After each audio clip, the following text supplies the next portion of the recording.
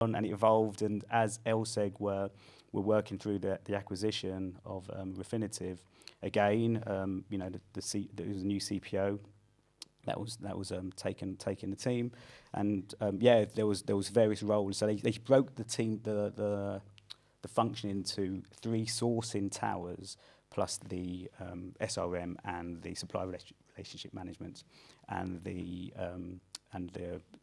operations function that works across. So the towers are broken down at the time, and we were working during integration on how to set the operating model, and we looked at it in 3 lenses. So there was a technology tower, a services tower, and a corporate tower. Technology, software, hardware, infrastructure, cloud.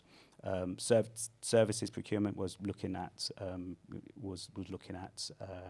the tech services is a big part of what we do, along with consulting and contingent labour contractors. So I broke my team down to those 3 areas, and the third tower was corporate, which is looking after the functions such as finance, HR, legal, etc.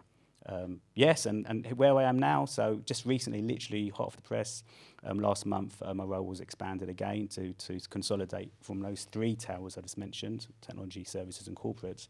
So we've still got a technology tower, and then we've consolidated services and corporate into one. So I think the new team is called Services and Corporate Procurement. But yeah, I take ideas in terms of a more apt name for this area.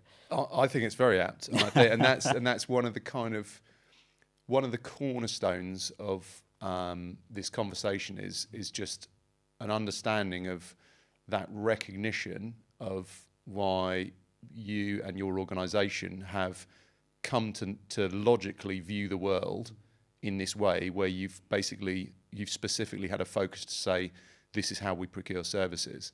And I think that's really interesting, because I feel like that's kind of at the head of the curve, really, in terms of the market maturity around how people procure services.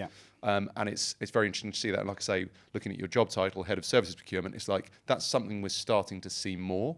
But I still feel like it's, you're one of the your company are one of the earlier adopters of that sort of approach. But just before we kind of come into that, I always find it fascinating. Like, a lot of procurement people didn't necessarily set out to say, I'm going to follow a career in procurement. Although I would say now there are more courses popping up. Yes. Like there's a I think it's an MSc at Portsmouth University, for example, in strategic procurement. And there's some really good courses propping up, and there are more situations now where people are saying, I'm going to follow a career in procurement. Whereas it just wasn't really like that a few years ago, was it? Most people were kind of like coming at it from different angles, which I find quite interesting. Like, it wasn't something you necessarily expected to end up in. No, and I think a lot of my colleagues and peers the same have had a similar journey in terms of coming from maybe an IT specialist or maybe from the legal area, and have kind of evolved into procurement. So I think what is so fantastic about working in procurement, especially an organisation that values procurement, and I think we've not had to fight for a seat at the table. We're given a seat at the table, which is really, really good. But ultimately, I love procurement because it's so varied from day to day. There's so much different pieces you work on. And again, I always fall back on my finance background. I find it quite easy to do deals and to understand the complexities around the numbers around a deal. But then working and working with legal, working with an IT specialist, an engineer or some kind of technician, and working with the people, the HR people function, you just get to understand different specialisms and different functions. And actually, what I love about services procurement is that I literally work across the whole organisation. I'm group wide in the sense of working with the functions, working with the businesses, and working with the IT, our huge IT team. So yeah, I love the variety of what the job brings, and our company loves change as well. One of our values is change. So that's interesting. So having the change keeps me occupied and energized, really, in terms of being part of the change that we're delivering to our customers. Yeah, that's really interesting. I mean, let's face it, in the world today, the market that we're operating in, change is a constant, isn't it? You can't avoid it.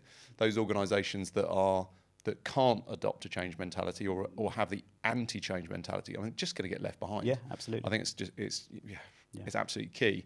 I find it really interesting. I have definitely encountered situations where people will tell me, some people in procurement will specifically avoid services because it's too complex and it's too varied.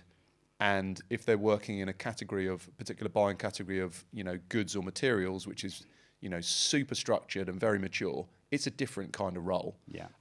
So I think for me, services procurement is where the problem solvers exist or have to exist. And it's quite dynamic. And also it has this very broad remit within the business, which is what I find interesting, that you started out with an interest in business studies. Yes. So that is obviously going to give you a broad understanding of, what the business is trying to achieve, how the strategy filters down to all the different departments, and how everything kind of loops up to make that business successful. And that is something that I've heard many high quality procurement executives talk about with regards to services, is the most critical thing is an understanding of the business. Because ultimately, the way that the services that you procure are almost like an extension of how that business gets stuff done. So it's kind of got to align with the strategy, really, hasn't it? 100%. And I think whenever I get involved in an activity, especially, and we ultimately will get involved in a contractual piece and what a commercial construct will look like. But putting that kind of technical side aside, it's what's the outcome we're trying to achieve, and what is the business objective we're trying to do? How is this going to help our customers? And then you can start talking about the commercials and how that fits into what will be in a contract with a supplier at the end of the day. But ultimately, it's what's the outcome you're trying to achieve, and how do you get there?